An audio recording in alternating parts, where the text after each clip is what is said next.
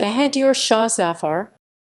Emperor Bahadur Shah II, usually referred to by his poetic title, Bahadur Shah Zafar, Persian pronunciation, Bahadur Shah, zæfæ'r, Zafar lit. Victory, was born Mirza Abu Zafar Siraj-ud-din Mohammed, 24 October 1775, 7 November 1862, and was the 20th and last Mughal. He was the second son and the successor to his father, Akbar II, who died on 28 September 1837. He was a titular emperor, as the Mughal Empire existed in name only, and his authority was limited only to the walled city of Old Delhi, Shahjahanbad. Following his involvement in the Indian Mutiny of 1857, the British exiled him to Rangoon in 1858. A.D. British-controlled Burma, after convicting him on several charges. Bahadur Shah Zafar's father, Akbar II, had been imprisoned by the British, and he was not his father's preferred choice as his successor. One of Akbar Shah's queens pressured him to declare her son, Mirza Jahangir, as his successor.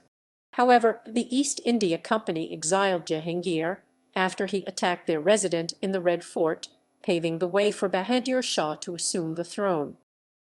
Reign.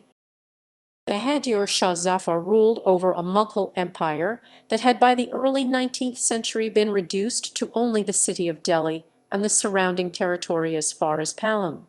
The Maratha Empire had brought an end to the Mughal Empire in the Deccan during the 18th century, and the regions of India formerly under Mughal rule had either been absorbed by the Marathas or had declared independence and become ʃʒः. The Marathas installed Shah Alam II in the throne in 1772, under the protection of the Maratha general Mahadaji Shinde, and maintained suzerainty over Mughal affairs in Delhi. The East India Company became the dominant political and military power in mid-19th century India. Outside the region controlled by the company, hundreds of kingdoms and principalities fragmented their land. The emperor was respected by the company, who provided him with a pension. The emperor permitted the company to collect taxes from Delhi and maintain a military force in it. Zafar never had any interest in statecraft or had any imperial ambition.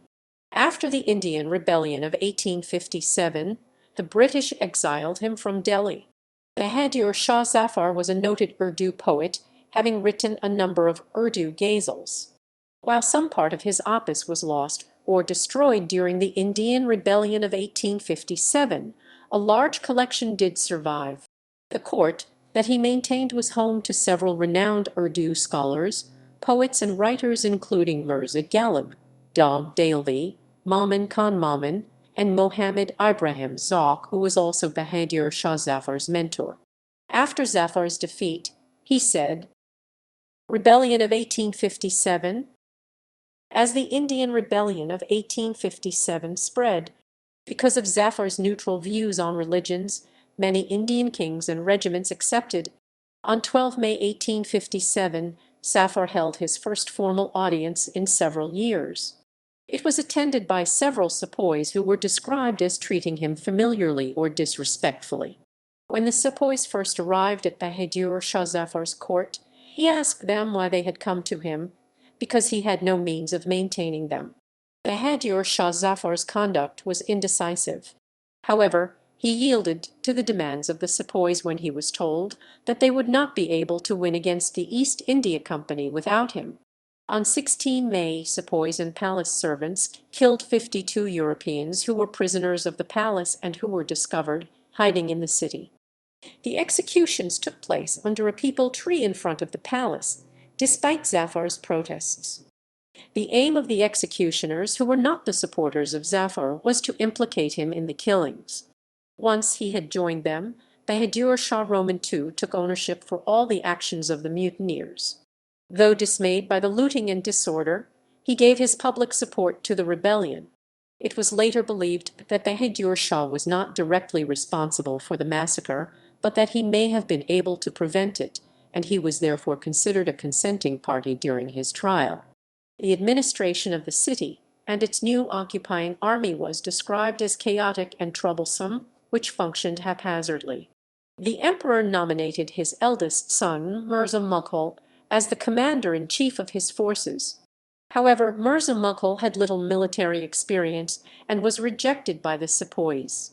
The sepoys did not have any commanders since each regiment refused to accept orders from someone other than their own officers. Mirza Mughal's administration extended no further than the city. Outside Gujjar herders began levying their own tolls on traffic, and it became increasingly difficult to feed the city. During the siege of Delhi, when the victory of the British became certain, Zafar took refuge at Humayun's tomb in an area that was then at the outskirts of Delhi. Company forces led by Major William Hodson surrounded the tomb, and Zafar was captured on 20 September 1857. The next day, Hodson shot his sons Mirza Mughal and Mirza Khizr Sultan, and grandson Mirza Abu Bakht under his own authority at the Kuni Darwaza, near the Delhi gate, and declared Delhi to be captured. Bahadur Shah himself was taken to his wife's Haveli, where he was treated disrespectfully by his captors. When brought news of the executions of his sons and grandson, the former emperor was described as being so shocked and depressed that he was unable to react. Trial. The trial was a consequence of the Sepoy Mutiny and lasted for 21 days, had 19 hearings, 21 witnesses, and over 100 documents in Persian and Urdu, with their English translations, were produced in the court.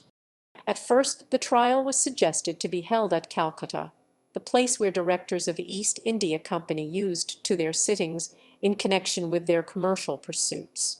But instead, Red Fort in Delhi was selected for the trial. It was the first case to be tried at the Red Fort. Zafar was tried and charged on 4 counts: aiding and abetting the mutinies of the troops, encouraging and assisting divers persons in waging war against the British government, assuming the sovereignty of Hindustan, causing and being accessory to the murder of the Christians. On the 20th day of the trial, Bahadur Shah II defended himself against these charges. Bahadur Shah, in his defence, stated his complete helplessness before the will of the sepoys. The sepoys apparently used to affix his seal on empty envelopes, the contents of which he was absolutely unaware. While the emperor may have been overstating his impotence before the sepoys, the fact remains that the sepoys had felt powerful enough to dictate terms to anybody. The 82-year-old poet king was harassed by the mutineers and was neither inclined to nor capable of providing any real leadership. Despite this, he was the primary accused in the trial for the rebellion. Hakam Asanullah Khan, Zafar's most trusted confidant, and both his prime minister and personal physician, had insisted that Zafar did not involve himself in the rebellion and had surrendered himself to the British. But when Zafar ultimately did this, Hakam Asanullah Khan betrayed him by providing evidence against him at the trial in return for a pardon for himself. Respecting Hodson's guarantee on his surrender, Zafar was not sentenced to death, but exiled to Rangoon, Burma. His wife Zeenat Mahal and some of the remaining members of the family accompanied him.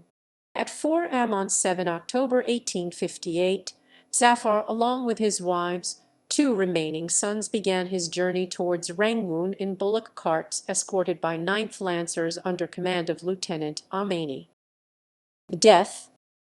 In 1862, at the age of 87, he had reportedly acquired some illness. In October his condition deteriorated. He was spoon-fed on broth, but he found that difficult too by 3 November. On 6 November, the British Commissioner H.N. Davies recorded that Zafar is evidently sinking from pure desuetude and paralysis in the region of his throat. To prepare for his death, Davies commanded for the collection of lime and bricks, and a spot was selected at the back of Zafar's enclosure for his burial. Zafar died on Friday, 7 November 1862 at 5 am. Zafar was buried at 4 p.m. near the Sh. Wedagon Pagoda at 6 Zawakar Road, near the intersection with Sh. Wedagon Pagoda Road. The shrine of Bahadur Shah Zafar Dargah was built there after recovery of his tomb on 16 February 1991. Davies, commenting on Zafar, described his life to be very uncertain. Family and descendants. Bahadur Shah Zafar had 4 wives and numerous concubines.